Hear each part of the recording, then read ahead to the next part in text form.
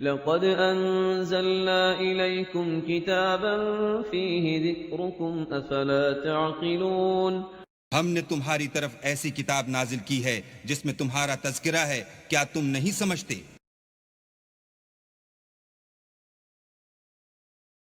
أعوذ بالله من الشيطان الرجيم पनाह मांगता हूँ मैं अल्लाह की शैतान मरदूद से। बिस्म इल्लाहिर रहमानिर रहीम।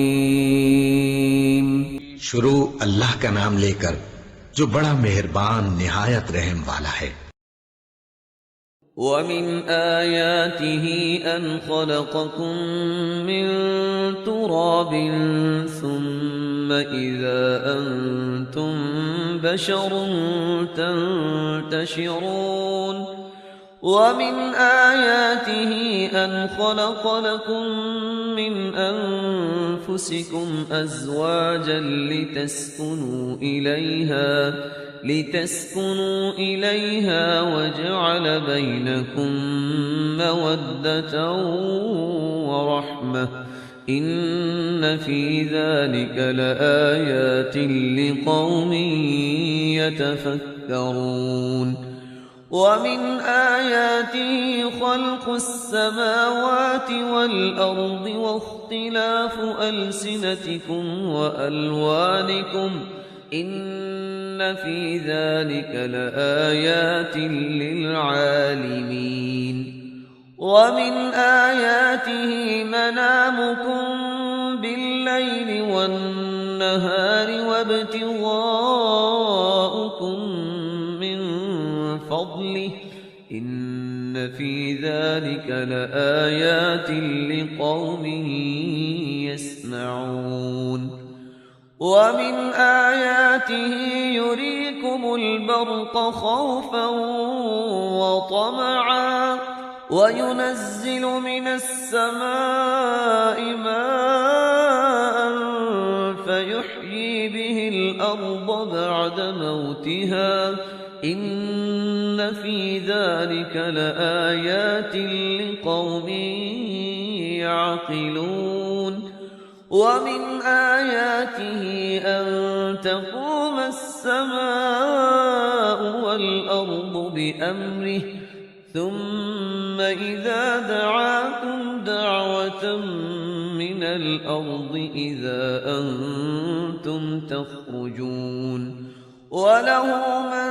في السماوات والأرض كل له قانتون وهو الذي يبدأ الخلق ثم يعيده وهو أهون عليه وله المثل الأعلى في السماوات والأرض وهو العزيز الحكيم ضرب لكم مثلا من أنفسكم هل لكم مما ملكت أيمانكم من شركاء فيما رزقناكم فأنتم فيه سواء تخافونهم كخيفتكم أنفسكم كذلك نفصل الآيات لقوم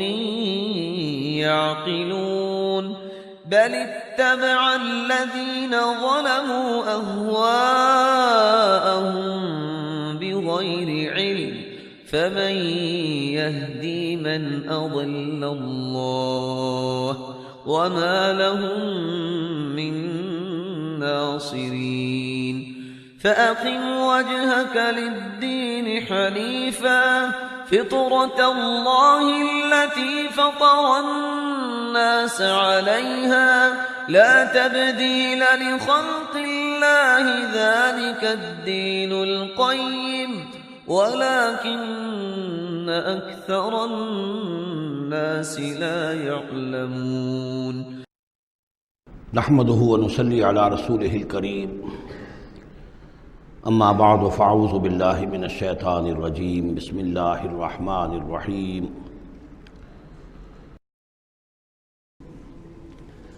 ومن آیاتہ ان خلقکم من تراب ثم اذا انتم بشر تنتشرون ومن آیاتہ ان خلق لکم من انفسکم ازواجا لتسکنوا الیہا وجعل بینکم مودۃ ورحمۃ ان فی ذلک لآیات لقوم یتفکرون ومن آیاتہ خلق السماوات والارض واختلاف السنتکم والوانکم ان فی ذلک لآیات للعالمین صدق اللہ العظیم۔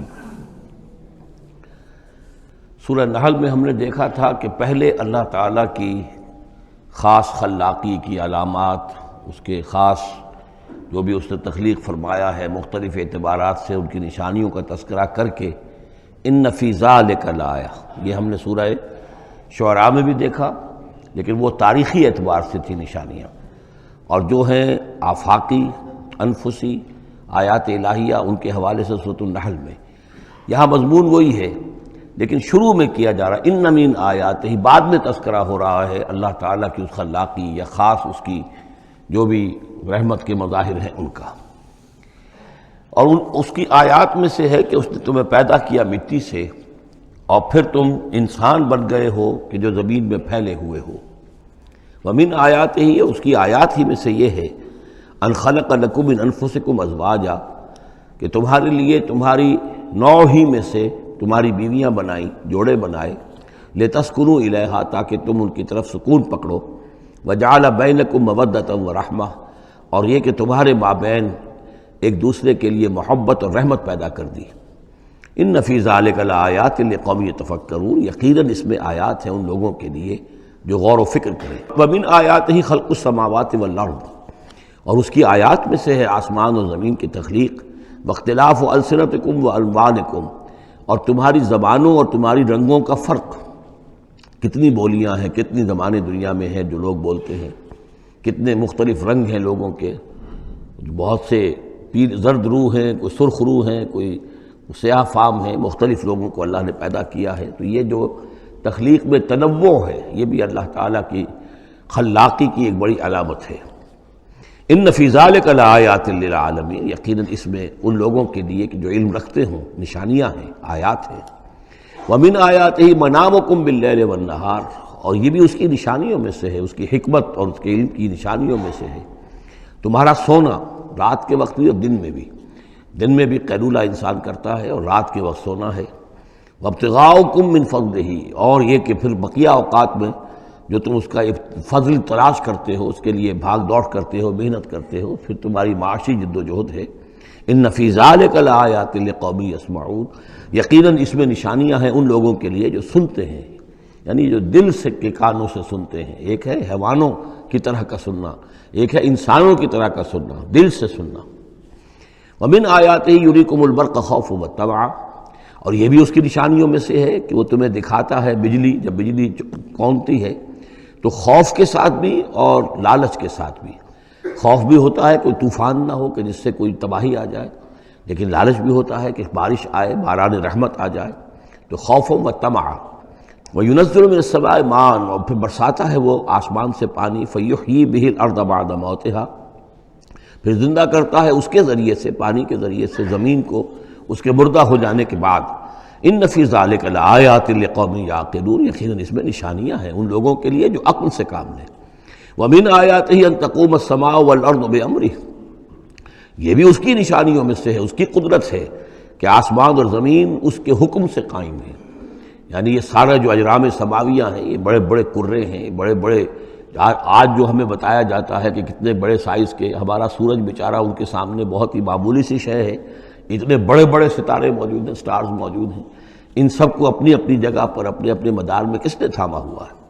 ثم اذا دعاکم دعوۃ من الارض، پھر جب وہ تمہیں پکارے گا، بس ایک ہی دفعہ کا پکارنا اس کا ہوگا، تم زمین سے، اذا انتم تخرجون، تم نکل پڑو گے۔ یعنی اللہ تعالیٰ کی جو شان ہے، یقول لہ کن فیکون، اسی طریقے سے اس وقت بھی اللہ کا بس ایک حکم کافی ہوگا۔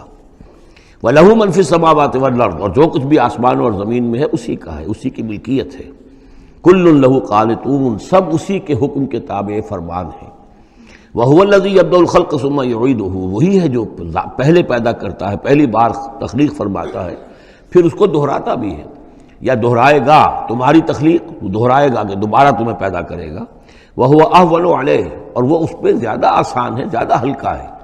یہ بات پہلے بھی عرض کر چکا ہوں کہ قرآن یہ دلیل لاتا ہے کہ کسی بھی کام کو پہلی مرتبہ کرنا مشکل ہوتا ہے، دوسری مرتبہ کرنا آسان ہے۔ ایک مرتبہ کیا ہے، اس کی جو مشکلات ہیں اس کو اس نے حل کیا ہے، دیکھا ہے، یہ ہمارا تجربہ ہے۔ پہلی مرتبہ کوئی کام کرنا مشکل ہوتا ہے، دوسری مرتبہ وہی کام کرنا نسبتاً آسان ہے۔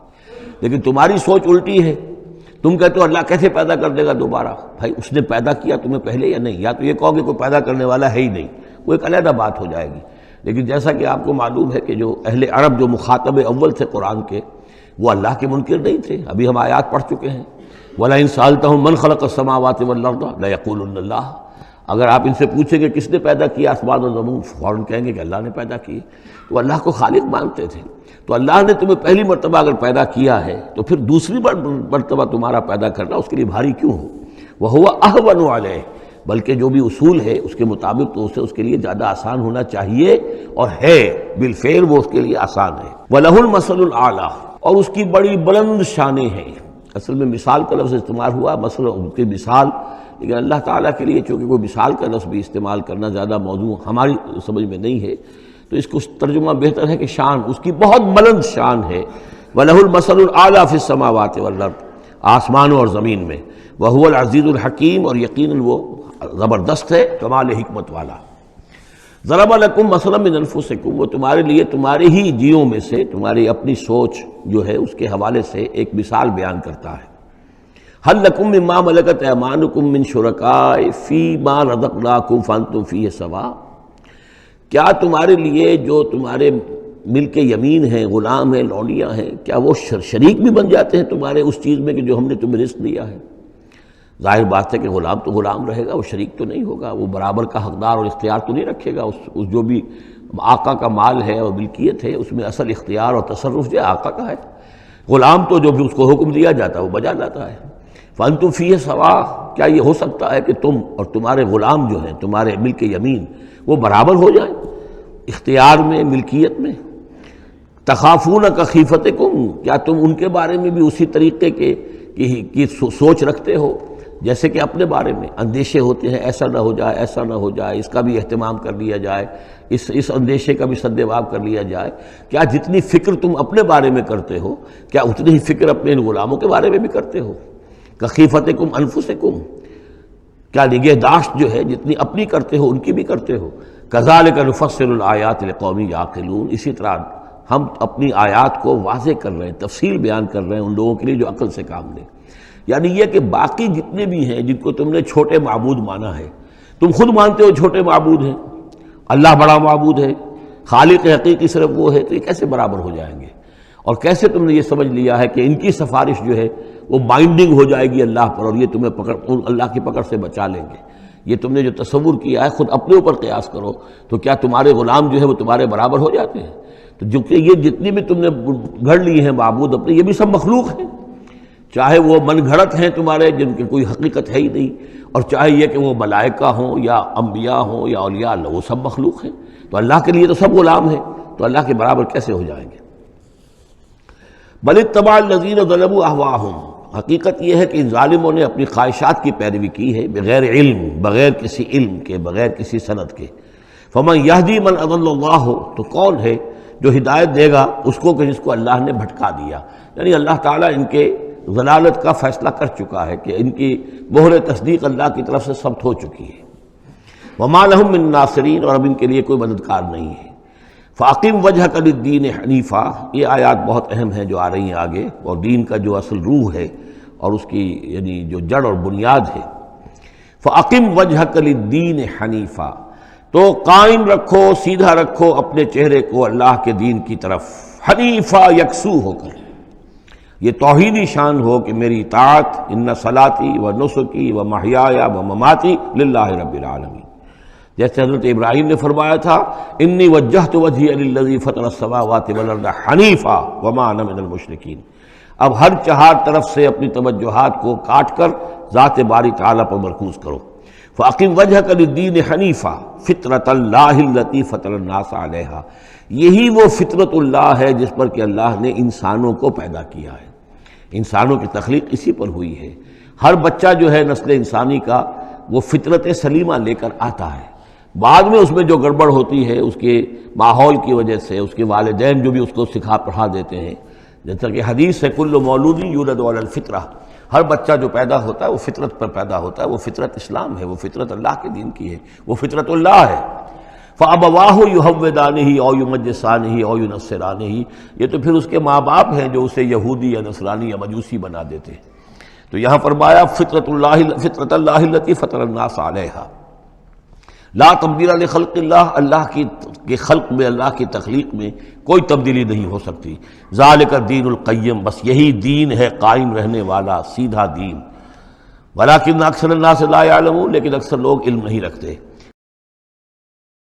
بارک اللہ لی ولکم فی القرآن العظیم ونفعنی وإیاکم بالآیات والذکر الحکیم۔